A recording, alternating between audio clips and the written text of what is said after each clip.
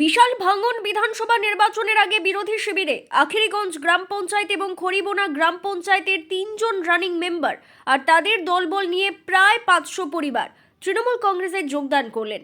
আজ ভগবানগোলার বিধায়ক জনাব রিয়াদ হোসেন সরকার এবং ব্লক সভাপতি গোলাম সাদিয়ার, আখিরিগঞ্জ গ্রাম পঞ্চায়েতের প্রধান শাহিন শেখ এবং তৃণমূল নেতৃত্বের হাত ধরেই যোগদান কর্মসূচি অনুষ্ঠিত হলো রানীতলার দলীয় কার্যালয়ে। সেই ছবি দেখছেন আপনারা সরাসরি আখিরিগঞ্জ নিউজ চ্যানেলের পর্দায়। ওই যোগদানের ফলে তৃণমূল কংগ্রেসের অনেকটাই শক্তি বৃদ্ধি ঘটল ভগবানগোলা 2 নম্বর ব্লক এলাকায়, এমনটাই মনে করছেন রাজনৈতিক বিশেষজ্ঞ মহল।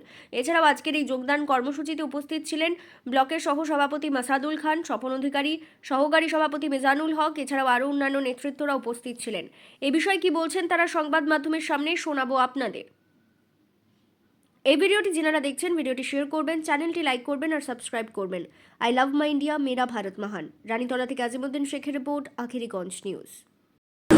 দেখুন, মোট 3 জন সদস্য, 2 জন হচ্ছেন আখিরিগঞ্জ অঞ্চলের দীপালি মণ্ডলের হয়ে তার স্বামী অরুণ মণ্ডল, 30 জন জাতিরা বুথের, তার সঙ্গে প্রায় 150 থেকে 200 জন জয়েন করেছেন এবং বুলেট শেখ পূর্ব পাইকমারি সংসদ, ওনার সঙ্গেও প্রায় 200 জন জয়েন করেছেন। এটা হচ্ছে আখিরিগঞ্জ অঞ্চলের।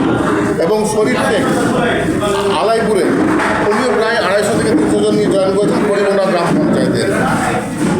আখিরিগঞ্জ অঞ্চলের যে 2 জন আছে সে 2 জন হচ্ছেন সিপিআইএম থেকে নির্বাচিত, এবং শরীফ শেখ উনি হচ্ছেন খড়িবোনা অঞ্চল থেকে কংগ্রেস আই থেকে নির্বাচিত সদস্য, গ্রাম পঞ্চায়েত সদস্য।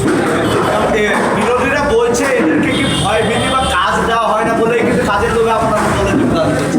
না, দেখুন, ওদের কারো কথার উত্তর দিতে আমার মনে হচ্ছে যে এই বর্তমানে রুচিতে পাচ্ছে, কারণ আমি নিজে খুব ছোট মাপের মানুষ আমি নিজে মনে করি, এবং আমি মনে করি যে আমি মাটিতে পা রেখে এখনও চলি, ঠিক আছে, মাটির সঙ্গে মিশে থাকি। তো ওনাদের যারা মন্তব্য করছে বিভিন্ন রকম অনেক পার্টির ব্লক থেকে শুরু করে, তো তাদের লেভেল কোয়ালিটি এখনও পর্যন্ত আমার সেই লেভেলে পৌঁছায়নি পাই। তো আমি যেরকম সেরকমভাবেই চলি, একদম সাদা মাটা একদম। তো সেই সূত্র ধরে বলছি যে দেখুন, দিদি যে আমাদের সমাধানে যে কাজ দিল, কোনো বিরোধী কোনো মেম্বার বলতে পারবে না তার বুথে কোনো কাজ হয়নি, এবং তারা নিজেরাই তার নিজের স্বাধীনতা আছে, সেই মানুষজনকে নিয়ে, বুথের মানুষজনকে নিয়ে তারা নিজের প্রকল্প চালিয়ে সেভাবে কাজ হচ্ছে। তো এমন নয় যে যেখানে সিপিএম, কংগ্রেস বা বিজেপি বা অন্য রাজনৈতিক দল, সেখানে কোনোরকমভাবে হবে না, কিংবা রাস্তাঘাট হবে না, সেটা কিন্তু দিদি কোনো সময় চায় না। আজকে যুবসাথী প্রকল্প থেকে শুরু করে আজকে শেষ ব্যবস্থায় মকুব সবটাই, আপনারা দেখুন, কোনো ধর্ম নেই, কোনো বর্ণ নেই, কোনো জাতি নেই, কোনো পার্টি নেই, সমস্ত সবাই পাবে। লক্ষ্মীর ভাণ্ডার টাকা বাড়িয়েছে, সেখানে এমন নয় যে শুধু তৃণমূলের লোকেরা পাচ্ছে আর অন্য কোনো পার্টির লোকেরা পাবে না। তো দিদি আমাদেরকে ভেদাভেদ শেখায়নি, আমাদের এত অভিষেক ব্যানার্জিও শেখায়নি। তো দিদির অনুপ্রেরণা, দিদির যে মস্তিষ্ক, যে চিন্তাপ্রচুর যে চিন্তাভাবনা, গোটা বাংলাকে এগিয়ে চলেছে। এবং ঠিক আমাদের অভিষেক ব্যানার্জির নেতৃত্বে এবং সেনাপতিত্বে আমাদের দল সামনের দিকে এগিয়ে চলেছে, এবং সামনের দিকে আরও আমরা পশ্চিমবাংলার মানুষ খুব ভালোভাবে সুসংগঠিত থাকবো। এবং এই নয় যে এখানকার যে ভাওলার টুয়ের যে মানুষকে বিভিন্ন রকমের ভুল ভাবিয়ে, ভুল বুঝিয়ে, এবং রাতের অন্ধকারে বিভিন্ন জায়গায় গিয়ে মানুষকে ভুল বুঝিয়ে ধর্মের নাম করে ঠিক আছে, মানুষ শুনবে না।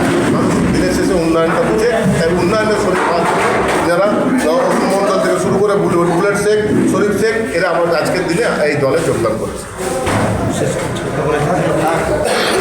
এটা তো মমতা বন্দ্যোপাধ্যায়, অভিষেক ব্যানার্জির নেতৃত্ব, সর্বোপরি বিধায়ক রিয়াদ হোসেন সরকার, তার যে উন্নয়ন, মানুষের পাশে থাকা যে তার আকাঙ্ক্ষা, এটাই তার ফল আমরা মনে করি।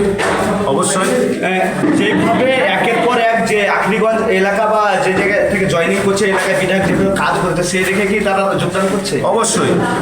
আপনারা জানেন যে এই আখিরিগঞ্জ অঞ্চল কিন্তু তৃণমূল কংগ্রেসের ছিল না, এখানে সিপিএম, কংগ্রেস সমর্থিত সিপিএমের প্রধান ছিল।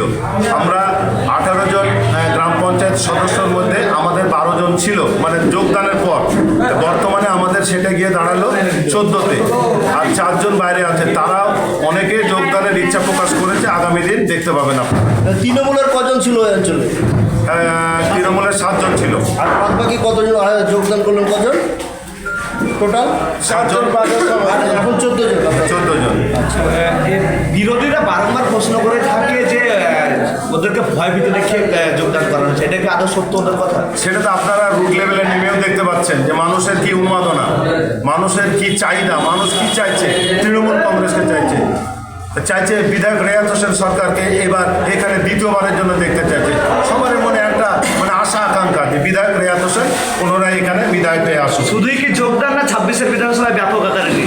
অবশ্যই দেখুন, আমি যেটা বলছি যে দীপালি মণ্ডল যে বুথটা চরজালিরাই বুথ, এই বুথে তৃণমূল কংগ্রেসের মাত্র 58টা ভোট, মাত্র 58টা ভোট। এখানে তৃণমূল কংগ্রেস এটাই ম্যাক্সিমাম ভোট।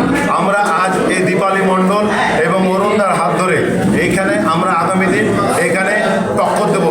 এখানে বিজেপি অধ্যুষিত ওই এলাকাটা, শুধু মেম্বাররা এলো না, তার সঙ্গে ভোটাররাও আসছে। অবশ্যই এখানে আজকে আসেনি, 2-3 জন আমার সঙ্গে যোগাযোগ করেছিল, যেমন তরুণ মণ্ডল, ভঞ্জন মণ্ডল, সে একটা খুব মানে কংগ্রেস করানোর ছেলে, খুব বড় লিডার। রঞ্জনদা আমার সঙ্গে যোগাযোগ করেছে, সেও দলে যোগদান করবে। এই বুলেট শেখ এবং সর্বোপরি যে কথাটা বলি হরিমোনা গ্রাম পঞ্চায়েত নিয়ে বলি, হরিমোনা গ্রাম পঞ্চায়েতে আমাদের মাত্র 6টা গ্রাম পঞ্চায়েতের সদস্য ছিল। আমাদের আজকে যোগদানের ফলে 7টা হলো এবং আগামী দিন আপনাদের অন ক্যামেরা বলছি এই যে আফটার ইলেকশন আমরা এখানে তৃণমূল কংগ্রেসের প্রধান গঠন করব, ভোট গঠন করবে, অবশ্যই ভোট গঠন করব এবং আপনারা দেখতে থাকুন। ভোটের আগে আমরা সংখ্যাগরিষ্ঠতা আপনাদের হাতে তুলে দেব।